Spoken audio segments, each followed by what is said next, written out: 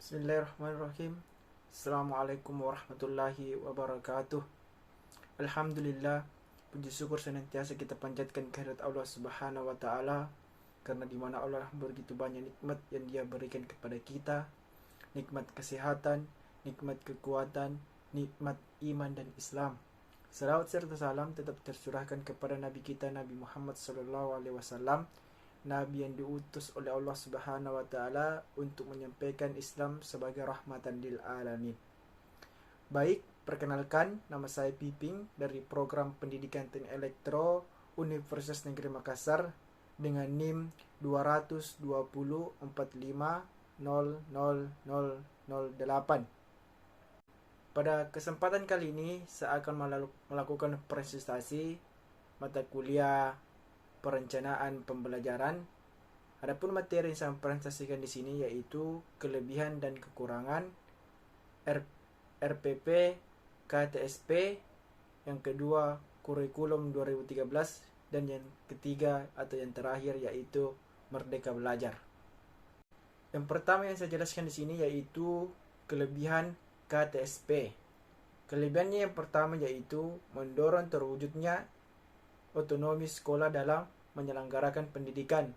Yang kedua, mendorong para guru kepada sekolah dan pihak manajemen sekolah untuk semakin meningkatkan kreativitasnya dalam menyelenggarakan program-program pendidikan. Dan yang ketiga, KTSP memungkinkan bagi setiap sekolah untuk menerbitkan dan mengembangkan mata pelajaran tertentu yang akspektabel bagi kebutuhan siswa.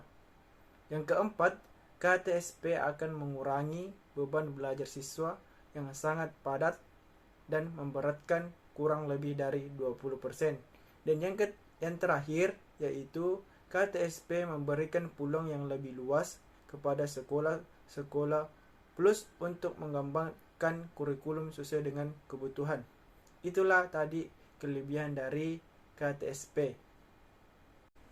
Dan adapun kekurangan dari KTSP yaitu yang pertama, kekurangannya SDM yang diharap mampu menyebarkan KTSP pada kebanyakan satuan pendidikan yang ada.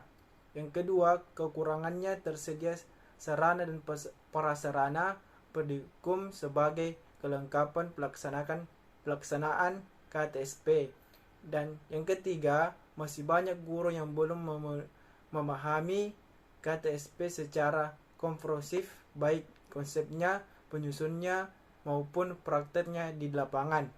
Dan yang terakhir yaitu penerapan KTSP yang merekomendasikan perguruan jam pelajaran dan berdampak buruknya ke pendapatan guru. Itulah kekurangan dari KTSP. Yang kedua yaitu kelebihan kurikulum 2013. Lebih menekankan pada pendidikan karakter selain kreatif dan inovatif. Pendidikan karakter juga penting yang nantinya tergerasi menjadi satu, misalnya pendidikan budi pekerti leluhur, dan karakter harus diintegrasikan ke semua program studi. Yang pertama, asumsi dari kurikulum 2013 adalah tidak ada perbedaan antara anak desa atau kota. Seringkali anak desa cenderung tidak diberi kesempatan untuk maksimalkan potensi mereka. Yang kedua, merangsang pendidikan siswa dari awal, misalnya melalui jenjang pendidikan anak usia dini. Yang ketiga, kesiapan terletak pada guru. Guru juga harus terus terpacu mampunya melalui pelatihan dan pendidikan calon guru untuk meningkatkan kecakapan profesionalisme secara terus-menerus. Adapun kekurangan dari kurikulum 2013, pemerintah seolah melihat semua guru dan siswa memiliki kapasitas yang sama dalam kurikulum 2013. Guru juga tidak pernah dilibatkan langsung dalam proses pengembangan kurikulum 2013. Yang pertama, tidak ada keseimbangan antara orientasi proses pembelajaran dan hasil dalam kurikulum 2013. Keseimbangan sulit dicapai karena kebijakan ujian nasional atau UN masih berlaku. Dan yang kedua, pengintegrasian mata pelajaran IPA dan IPS dalam mata pelajaran bahasa Indonesia untuk jenjang pendidikan dasar tidak tepat karena rumpun ilmu pelajaran tersebut berbeda. Dan yang ketiga yaitu kelebihan Merdeka Belajar atau kampus Merdeka. Yang pertama, menjadi dunia perkuliahan lebih fleksibel. Materi pendidikan Indonesia, Nadiem Makarim mengungkapkan bahwa tujuan utama dari program Merdeka Belajar adalah melepas belenggu kampus agar lebih mudah bergerak sehingga para siswa atau mahasiswa bisa belajar lebih dalam mengetahui perannya sebagai mahasiswa dengan baik. Yang kedua, memberikan kesempatan mahasiswa untuk mengalami studi yang diambil. Mahasiswa diajarkan untuk lebih mendalami mata kuliah pada studi yang diambil seperti halnya melakukan penelitian dan riset secara mendalam pada mata pelajaran yang diampu. Hal ini tentunya berkaitan dengan tridrama perguruan tinggi, khususnya dalam penelitian dan pengembangan. Yang ketiga, memberikan wadah pada mahasiswa untuk terjun ke masyarakat. Mahasiswa nantinya akan memberikan pelayanan dan pengabdian kepada masyarakat sekitar sehingga mahasiswa yang terjun langsung di masyarakat ini akan mampu dan siap menerapkan diri di lingkungan masyarakat. Dan yang keempat, bisa mempersiapkan diri untuk terjun di dunia kerja. Program Merdeka Belajar memang sangat cocok dan pantas untuk mempersiapkan para siswa ke dunia kerja. Mahasiswa diharapkan menyesuaikan diri mereka di lingkungan kampus seperti halnya di dunia kerja. Kegiatan tersebut bisa dilakukan melalui program PKL atau magang secara berskala. Dan adapun kekurangan dari Merdeka Belajar dan kampus Merdeka. Yang pertama, dinilai belum begitu matang dan persiapan. Bukan menjadi suatu rahasia lagi bila program pendidikan selalu berubah-ubah sesuai dengan materi yang sedang menjabat, menteri yang sedang menjabat, maka dari itu program Merdeka Belajar itu dikhawatirkan akan berganti lagi bila menteri yang menjabat akan berganti. Yang kedua, pendidikan dalam pengajar yang belum terencana dengan baik.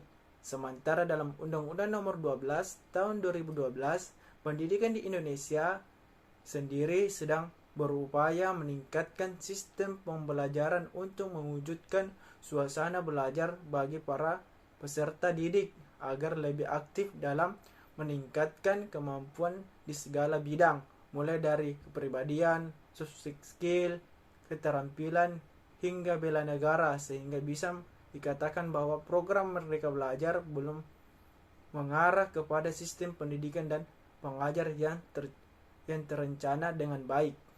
Yang terakhir dari kekurangan Merdeka Belajar dan kampus Merdeka yaitu persiapan SDM yang belum terstruktur. Program baru dalam dunia pendidikan tentunya membutuhkan sistem yang struktur dan sistematis. Namun program Merdeka Belajar ini dinilai sangat baru dan belum cukup kuat untuk menyiapkan SDM sebagai pelaksana dalam program ini. Kesimpulan dari materi yang saya bawakan yaitu dari uraian di atas dapat disimpulkan bahwa kurikulum KTSP direncanakan untuk memperbaharui kurikulum sebelumnya yaitu KBK, sedangkan kurikulum 2013 merupakan kurikulum yang digadang-gadang sebagai perbaikan dari kurikulum KTSP, namun sepanjang perjalanannya mengalami banyak pro kontra di tengah dunia pendidikan, sehingga dalam prosesnya kurikulum 2013 tersebut masih perlu sedikit pembenahan agar dapat digunakan di kemudian hari. Sedangkan dari segi kelebihan dan kekurangan dari KTSP dan kurikulum 2013, penulis menarik kesimpulan secara garis besar bahwa kurikulum 2013 lebih unggul dibandingkan dengan KTSP ataupun Kampus Merdeka. Dalam hal penyempurnaan aspek-aspek penilaian baik psikomotor, afektif, dan konektif, sedangkan dari segi pengaturan dan mata pelajaran penulis lebih setuju dengan KTSP, di mana setiap mata pelajaran tidak dijadikan satu karena hal tersebut akan membuat siswa dan guru menjadi tidak siap dan melakukan proses pembelajaran. Itulah kesimpulan dari RPP KTSP kurikulum 2013 dan Kampus Merdeka. Baik, mungkin itu saja yang bisa saya presentasikan dari materi kelebihan dan kekurangan RPP KTSP dan kurikulum 2013 dan Belajar Merdeka atau Kampus Merdeka.